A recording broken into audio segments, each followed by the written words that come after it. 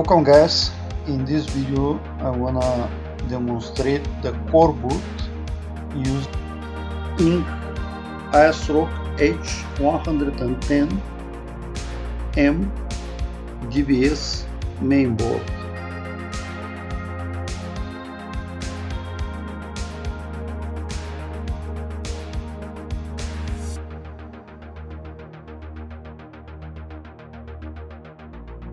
So it took me some time to build and test Coreboot for this specific ASRock mainboard, and what is good for this board that I find out that this board they can support 8 and 9 generation of GPUs with adding the microcode into their BIOSes. Of course, this is when we are using the proprietary BIOS with Intel management engine inside.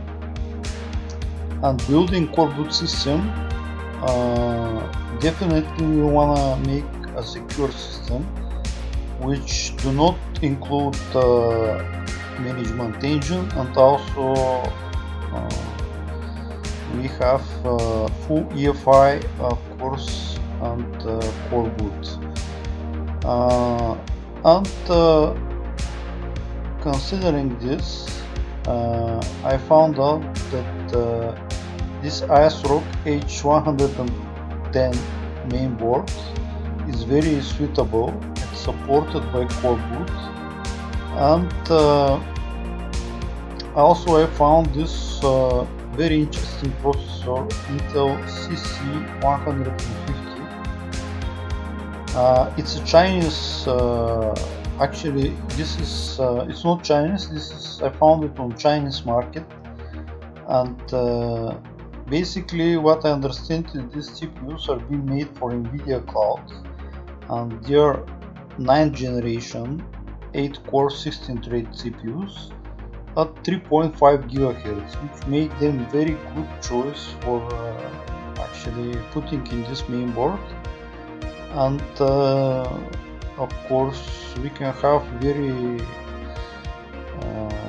modern, like 9th generation processor with this small and compact mainboard.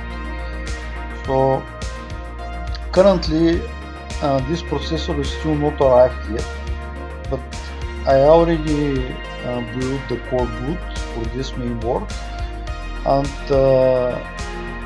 here we need just to match a little bit, to make a little modification. So for Asus and ASRock we need just to connect green and blue. So green is to connect and the blue is to isolate. A little bit of modification, but I will show in the later video when the CPU arrives. And now let's see the current. In my test case I have this CPU, which is Kaby Lake based Pentium G4516 at 3.5 GHz. It's a Kaby Lake CPU, but it's enough for testing the Coreboot. And here is the flash processors, the Revision 2 board. They use MX25L6473E, and the 3.0 revision they use W25Q64JV. So basically what I did here is to find the information about the flash chips. I'm using, of course, Raspberry Pi to dump the firmware, and here in the forum you guys, you can check how to configure Raspberry Pi pins to be able to read the SPI ROMs, and of course make the dumps. So in revision 3.0 there is a small connector here. You can directly connect the wires to it and dump the BIOS.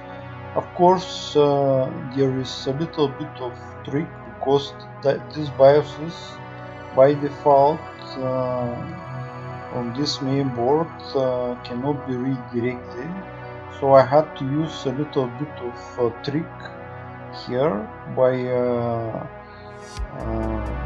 here I explain it in the forum basically what is need to be done, but let's concentrate now on the revision 2.0, which do not require this trick with the power supply. And here we can see the 2.0 revision. You can directly remove the chip and flash it with the Raspberry Pi. Of course, here is I analyzed and extracted the firmware, the original BIOS here, and here is the flash diagram, and we can see the management engine firmware here, where is the BIOS section. So what is basically this firmware has three partitions. The first one is IFD partition, which give the information where the other partitions are. The second one is the BIOS region, which our Coreboot will be parsed. And the third one is management engine. Of course, because of the security, we want this to be disabled. So here we can download the already extracted management engine, and here I neutralized the second binary is neutralized management engine, which is needed this board to be started and to build Coreboot for it.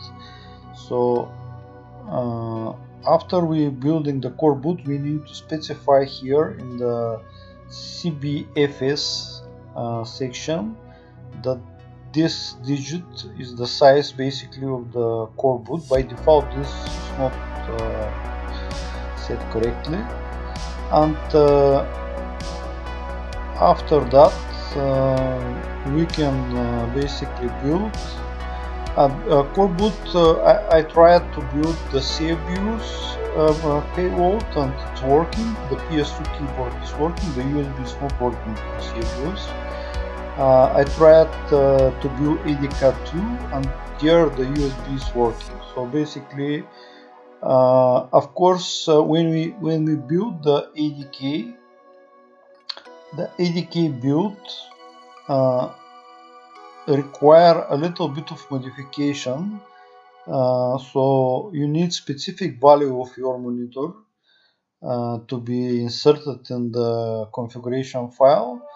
So for example, I am using here external GPU like RX 580, and because of this I have to insert this specific value of the monitor, so the monitor to be detected by visual ROM, and basically I not saw any problems up to now, but the more testing will continue until I get this processor, and I will try to modify it, and we will create another video that will show if this processor is working, and overall I will make a pure Coreboot build with this CPU. So that is for now. Thank you for watching, and please like and subscribe.